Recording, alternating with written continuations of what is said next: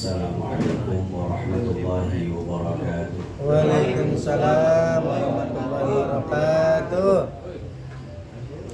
Alhamdulillahirabbil alamin, bihi nasta'inu ala umuri dunya waddin. Wassalatu wassalamu ala asyrafil anbiya'i wal mursalin sayyidina wa maulana Muhammadin sallallahu alaihi wasallam wa ala alihi wa ashabihi ajma'in. Para asatidz, para orang tua, wabil khusus guru-guru kita, orang-orang tua kita yang sama-sama kita hormati, Bapak Ustaz Syahudi, Bapak Ustaz Amin Zulkarnain, Bapak Ustaz Rasimid, Bapak Ustaz Muhammad, Bapak Ustaz Hasan, Bapak Ustaz Samsudin, serta para orang tua lainnya yang tidak bisa saya sebutkan, terlebih khusus yang sama-sama kita hormati, Sohibul Bait, keluarga besar Bapak Haji Mahing, keluarga. Mudah-mudahan semua kita yang kumpul senantiasa mendapatkan naungan maghfirah Allah Subhanahu wa Ta'ala. Puji serta syukur mari sama kita haturkan kepada Allah Subhanahu wa Ta'ala. Alhamdulillah kita masih diberikan kesehatan, kekuatan untuk sama-sama melanjutkan tahlil kita, kebaikan kita di antara kebaikan-kebaikan yang lainnya, dengan harapan mudah-mudahan duduknya kita, bacaan Quran kita, sholawat kita senantiasa menjadi penyebab turunnya rahmat Allah Subhanahu wa Ta'ala. Sholawat serta salam mudah-mudahan Allah senantiasa sampaikan rahmatnya kepada Nabi yang mulia, Nabi Muhammad sallallahu alaihi wasallam. Semoga rahmatnya Allah, kasih sayangnya Allah juga tercurah kepada para keluarganya, para sahabatnya, tabi'in, tabi'annya. Terkhusus kita selaku umatnya, mudah-mudahan nanti di yaumul kiamah kita sama-sama mendapatkan syafaatnya. Amin. Kita sama-sama membacakan suratul Fatihah terlebih dahulu untuk para musonif, para mu'alif, juga para orang-orang tua kita, guru-guru kita, agar apa yang kita pelajari dan kita baca senantiasa berbuah manfaat dan bermanfaat untuk kita.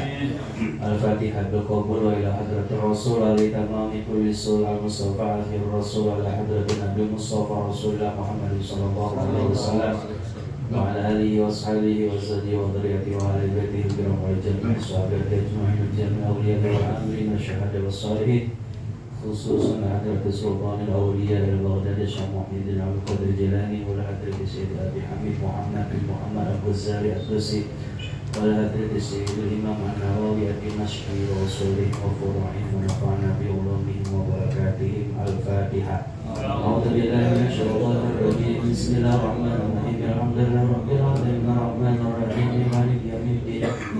Iyyaka na'budu wa iyyaka nasta'in. Ihdinas siratal mustaqim. Shiratal ladzina an'amta 'alaihim ghairil maghdubi 'alaihim waladdallin. Bismillahirrahmanirrahim. Al-haditsul ashiru, hadis yang ke-10. At-tayyibul halalu syartul qubuli. Bukan kebuli. At-tayyibul halalu syartul qubuli. Konsumsi hal yang baik juga halal, itu menjadi syarat diterimanya ibadah serta amalan kita di sisi Allah Subhanahu wa Ta'ala. An Abi Hurairah radhiyallahu anhu qala, diriwayatkan dari sahabat Nabi yang bernama Abu Hurairah, dan terjemah atau biografinya sudah kita sama-sama baca di hadis sebelumnya. Qala Rasulullah sallallahu alaihi wasallam, bahwa hadis ini macamnya bentuknya qauli, hadis qauli, ada hadis fi'li, ada hadis qauli, ada hadis sifati, ada hadis takriri, macam sifat hadis. Kalau hadis qauli berarti qala Rasulullah. Kalau hadis fi'li berarti kana Rasulullah. Rasul sedang apa? Tidurnya Rasul seperti apa? Duduknya itu fi'li, berarti perbuatan. Kalau yang ketiga hadis sifati berarti genetik Nabi. Apa namanya? Ciri kepribadian Nabi, mulai dari ujung rambut sampai ujung telapak kaki. jalannya Nabi, rambutnya seperti apa, matanya, kemudian kakinya, tangannya seperti apa, itu hadis sifati. Kemudian yang terakhir ada hadis takriri, keputusan. Contohnya seperti sahabat Nabi yang melakukan sholat sunnah ba'dal wudu, padahal Nabi tidak mengajarkan itu, tapi Nabi mengiyakan. Nah, itu artinya hadis takriri. Maka sesuatu yang tidak dilakukan oleh Nabi tapi bentuknya amalan ibadah, selagi tidak bertentangan dengan syariat, maka tidak dikatakan bid'ah. Jadi kalau ada yang mengatakan tahlilan bid'ah, maka cari pembanding dalilnya, mana yang mengharamkannya, gitu. Innallaha thayyibun la yaqbalu illa thayyiban. Sesungguhnya Allah thayyibun, itu maha baik. Berarti tansibul isma wa tarfa'ul khobar. Isimnya Allah, khobarnya thayyib. Tapi kalau pakai kana, kanallahu thayyiban. Tapi karena pakainya innallaha thayyibun, sesungguhnya Allah maha baik. La yaqbalu, tidak menerima siapa Allah, illa, kecuali, thayyiban, hal-hal yang baik. Wa innallaha ta'ala, dan sesungguhnya Allah amara, memerintah siapa Allah, al-mu'minina, kepada orang-orang mukmin, orang-orang yang beriman, bima, dengan perkara, amara, yang telah Allah perintah, bihi, dengan ma, al-mursalina, juga kepada para utusan. Jadi Allah memerintahkan kepada orang-orang beriman sama persis apa yang diperintahkan kepada para utusan. Yakin dan pasti apa yang Allah gariskan kepada umat Nabi Muhammad di penghujung ini, itu sejatinya sudah diperintahkan kepada umat-umat sebelumnya. Maka dalam firman Allah, ya ayyuhar rusulu, Rasul berarti jam'un min rasulin, rasulun, rasulani, rusulun. Berarti wahai para utusan-utusan Allah, kulu, makanlah kamu, makanlah olehmu, minat thayyibati, dari hal-hal yang baik, dari yang baik-baik, wa'malu, dan kerjakanlah olehmu sholihan, perkara yang baik. Jadi habis makan, kerjakan yang baik. Berarti kita diperintah oleh Allah untuk mengkonsumsi sesuatu yang baik, karena yang baik itu akan mempengaruhi kepada tingkah pola laku kita setelahnya. Makanya kenapa kita diharamkan mengkonsumsi anjing dan babi? Sebab kalau kita mengkonsumsi keduanya, khawatir kita buasnya seperti serigala itu. Makanya ada GDS. Ganteng serigala. Ganteng seri.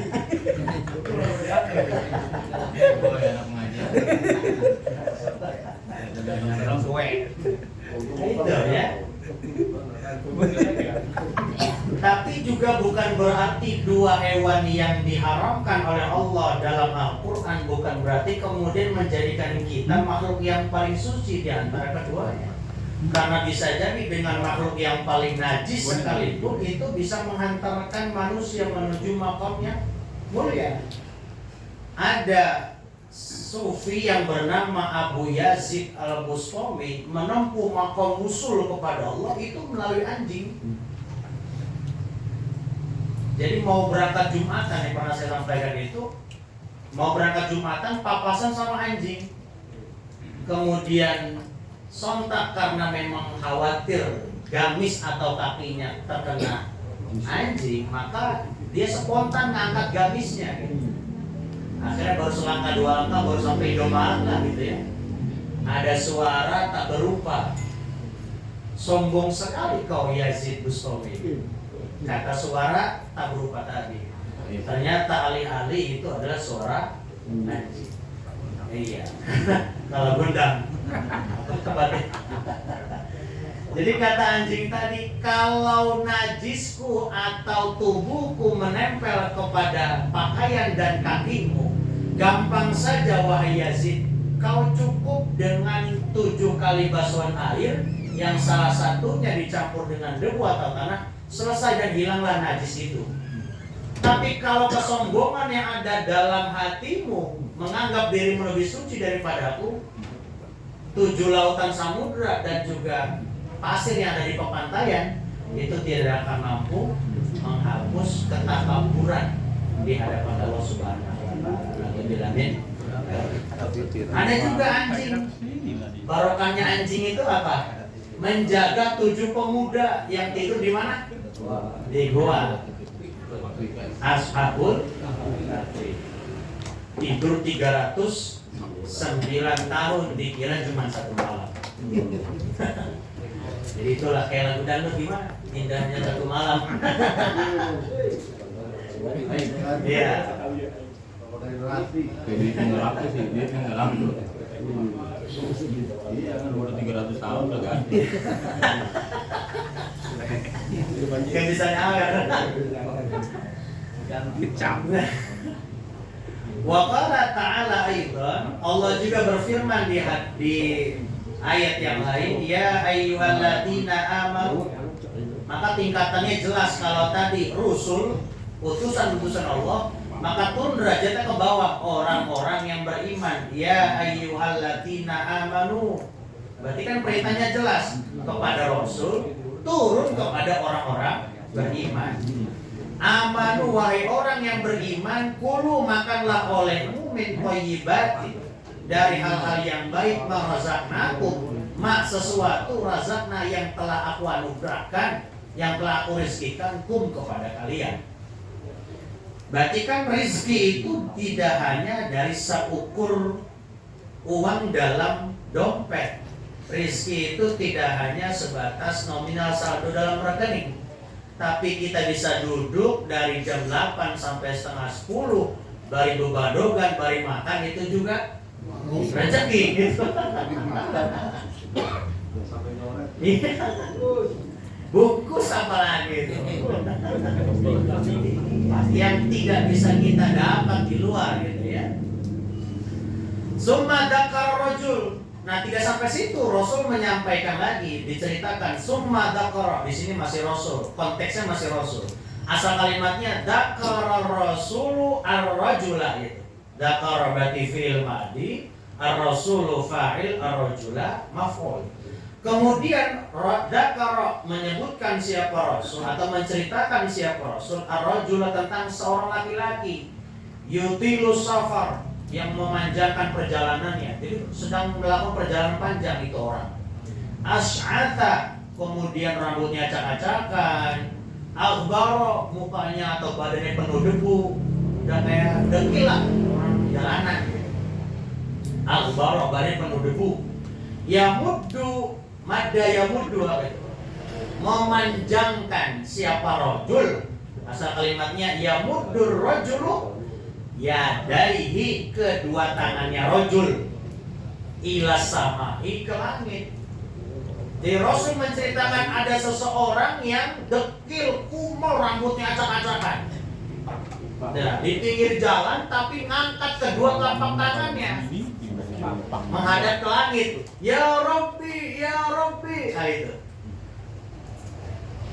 Wa mat'amuhu haramun, sedangkan konsumsi makanannya haram. Wa masrabuhu, dan minumannya juga haram. Wa malbasuhu haram, dan juga pakaian serta sandang pangan papannya juga haram. Motornya, mobilnya, atau perkara yang nempel kepada badannya, malbasuhu namanya haram.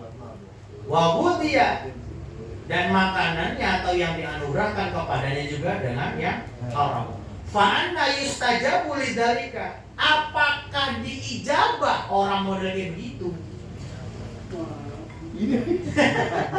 Berarti kan bertolak belakang ini. Jadi di satu sisi orang yang doanya diijabah itu apa? Orang yang sedang safar. Jadi kalau ada orang yang sedang melakukan perjalanan panjang, sedang wisata, bukan wisata, ziarah wali songo misalnya. Selama di perjalanan di bis, kita minta mohon doanya tuh pada orang tuh selama di bis. Itu mustajabah doa. Tapi di sisi yang lain, apa iya orang yang perjalanannya panjang, doanya dikabul, sedangkan makanan yang dikonsumsinya dari hal-hal yang diharamkan?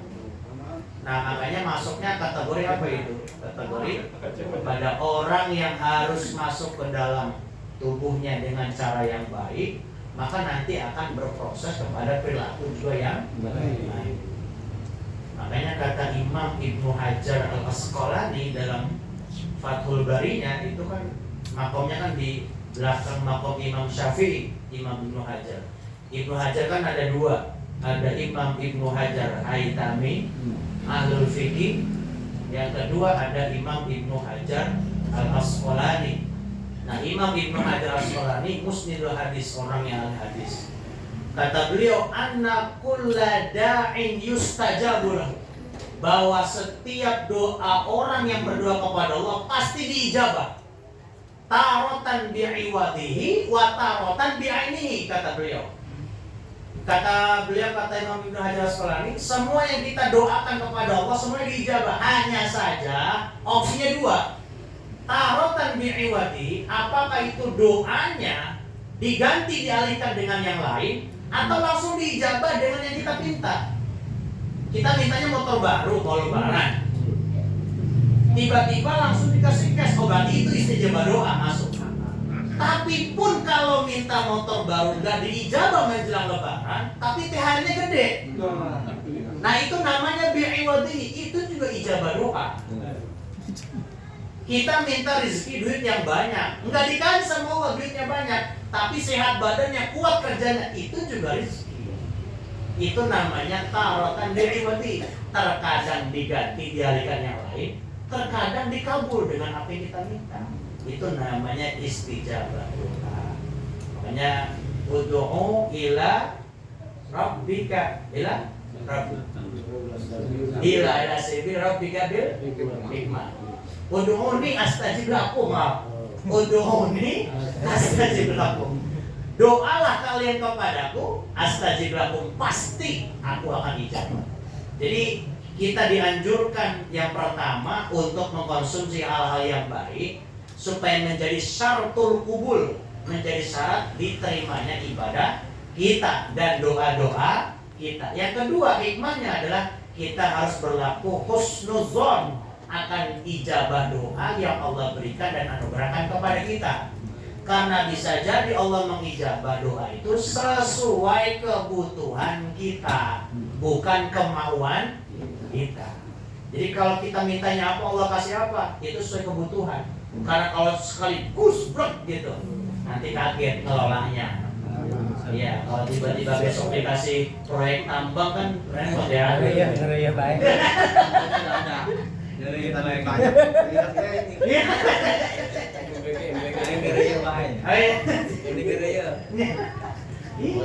Kalau langsung brek gitu kan nanti kaget, gimana nih kan gitu. Sebotol 2 botol. Nah, makanya husnuzon, prasangka yang baik. Ngeraya baik, ngeraya. Ya, saya semua sudah pada track. Jangan bebeja. Jangan bebeja. Jadi penting makanan atau konsumsi yang kita makan. Tapi yang terakhir hikmah dari hadis ini adalah bahwa mengkonsumsi makanan yang baik dan halal tidak hanya berbentuk ini apa namanya? Makanan, tapi non fisik juga itu berpengaruh. Seperti apa? Uang yang kita hasilkan, yang gambar Soekarno-Hatta memang nggak kita punya, iya kan? Tapi kita belikan ke Indomaret, belikan bubur kacang hijau. Bubur kacang hijaunya memang halal, nggak ada unsur babi, anjingnya nggak ada. Tapi kalau dihasilkan dari uang yang kita beli dengan cara yang kurang baik, itu nanti akan berpengaruh kepada darah kita. Makanya kata Nabi, kalau orang yang udah demen kepada hal yang haram, asob jawarihuhu, maka dari ujung rambut sampai ujung telapak kaki malas dipakai ibadah. Jadi kalau kita udah mulai malas ibadah kepada Allah, Ngaji udah mulai malas, udah aras-arasan. Ibadah diantar-antar. Itu tanda ada 1000, 2000 perak yang ngalir menghalangi kita untuk ibadah kebanyakan. Anyangan. Jadi mudah-mudahan dengan kita taklim setiap malam Selasa disterilkan oleh Allah. Amin. Dari setiap malam Selasa kita diingatkan oleh guru-guru kita, setiap langkah kaki kita kemudian digugurkan dosa-dosa kita, pulang membawa keberkahan dan manfaat dari guru-guru kita. Wallahu muwaffiq ila aqwamit thoriq. Assalamualaikum.